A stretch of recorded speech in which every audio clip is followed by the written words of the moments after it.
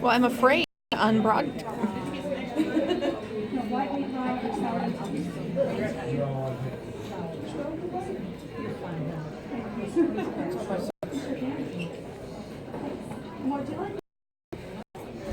All right. Do the solo. I know, right? The Job.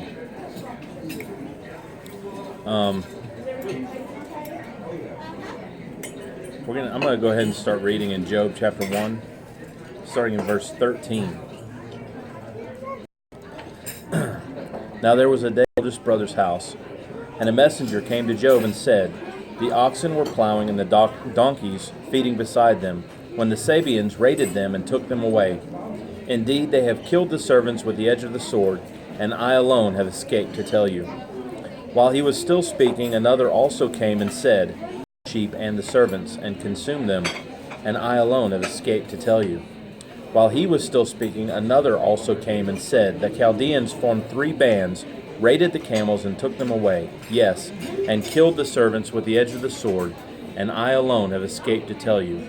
While he was still speaking, another also came and said, your sons and daughters were eating and drinking wine in their oldest brother's house. And suddenly a great wind came from across the wilderness and struck the 4 corners of the house. And it fell on the young people, and they are dead, and I alone have escaped to tell you. Then Job arose, tore his robe, and shaved his head, and he fell to the ground and worshipped, and he said, naked I came from my mother's womb, and naked shall I return there. The Lord gave, and the Lord has taken away. Blessed be the name of the Lord. In all of this, Job did not sin, nor charge God with wrong. What I want to talk today about is having faith in a faithless time. Having faith when there seems to be no way to have faith, to hold on to faith. When it seems like everything is against you and everything is coming. I mean, in this instance, Job is standing there, and it's a normal day.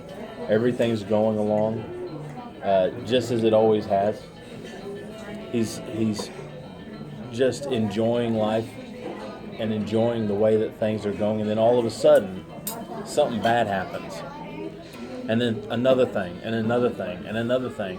And by the end of all of this, he ends up in one fell swoop going from being one of the richest men in the area to having nothing.